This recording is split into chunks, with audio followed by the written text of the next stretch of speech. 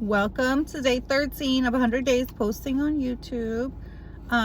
Today I want to focus on the lesson 3 that I've been doing with building articulation communication skills.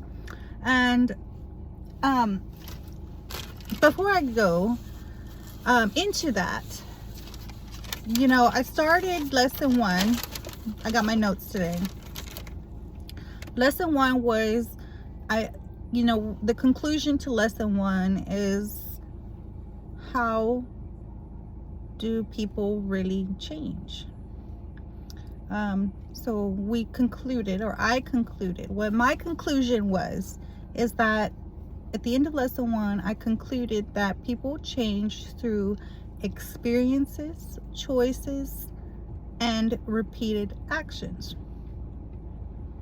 And then that built into lesson 2, right? And that identity, our self-identity, who we believe we are, right, is built through repeated patterns of beliefs, choices, and behaviors. Those three. And so the lesson 3, which, and I'm thinking about this, and human beings, we are so complex, right? The way the brain works. And I feel like that everything's always in some kind of loop or a pattern of behaviors that all connect one way or another. Because lesson 3 was about motivation and discipline. So, motivation can start your movement, but it eventually is linked, right, with discipline. Because if you're motivated enough, you can build discipline, but eventually motivation fades, right? But once you have built the discipline and through the consistent behavior actions that you take to go and achieve whatever goal it is that you have set for yourself. So you see the loop, right? The loop. And then the identity is what makes the movement move fluidly and natural, right? So eventually I will identify as somebody who can articulate what I'm trying to say and communicate that in a clear, fluid way where my viewers can understand what I'm saying, right? Follow it.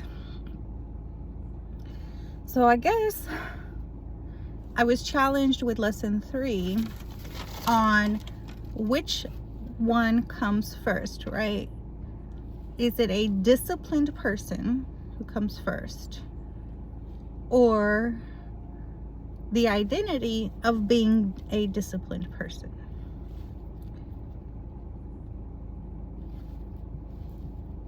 And for me, it's kind of like the same thing, right? My brain's like, what? I'm trying to wrap my head around this. So a disciplined person is created with the identity. However, I can challenge that because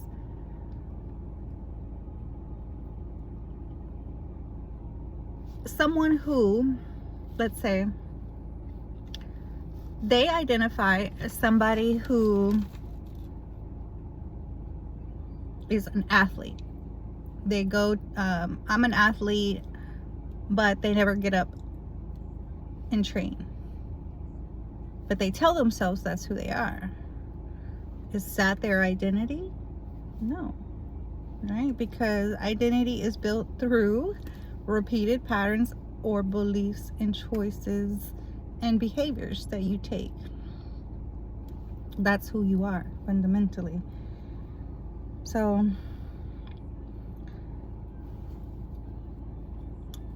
that was interesting. So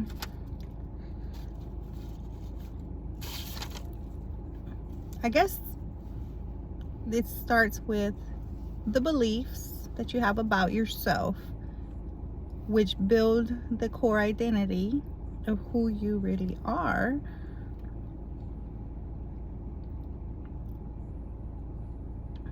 And with that core identity of who you are, you repeat behaviors, you take certain actions, and you make certain decisions that build discipline. And eventually what happens is that you build evidence, right? Evidence, and that evidence that you see helps to strengthen what? Your identity, right? Okay, so I think these lessons have really helped me in a way where I can start to put some framework together on how this actually works. And it's helping me because I want to be able to help you solve your problems, whether it is your core beliefs that have been influencing the identity that you've been telling yourself of who you are, what you are capable of. I honestly feel like I'm a determined, very focused, goal-oriented, ambitious woman, right? I have goals that I want to achieve. I have a life I want to build for my kids and for us, for my future, for my grandkids. And I could have told you maybe 5 years ago that I didn't have those same beliefs about myself.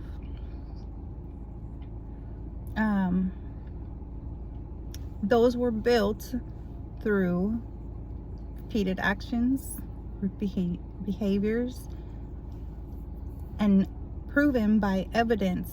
And once I was able to see that evidence, you can believe it. And I know how hard it can be sometimes for you to feel like there's no evidence yet, right? Everyone starts off with no evidence of proof of that identity that you're choosing. But with consistency, and you continue to make those choices every day, showing up for yourself, keeping promises to yourself, you're building that foundation to create the discipline within yourself to show up anyway. And that will eventually strengthen your identity to work towards building up yourself concept and that identity. So that's all I have today, but we're on our lunch hour. We are sitting at the park. It took a little bit longer getting lunch than I expected, so we're gonna cut it a little short, but yeah. I think that's it for today. I hope you guys kept up. I hope a little bit made sense on the understanding the framework where we're going with this, right? Where we're building towards becoming the woman that you admire. Starts in those beliefs. You know, what do you think comes first? Let me know in the comments. Is it the core identity? Does that come before the beliefs, or do the beliefs come before the identity? Let me know in the comments what you guys think. Thanks for tuning in with Michelle Lives Embodied. Have a lovely day. Bye.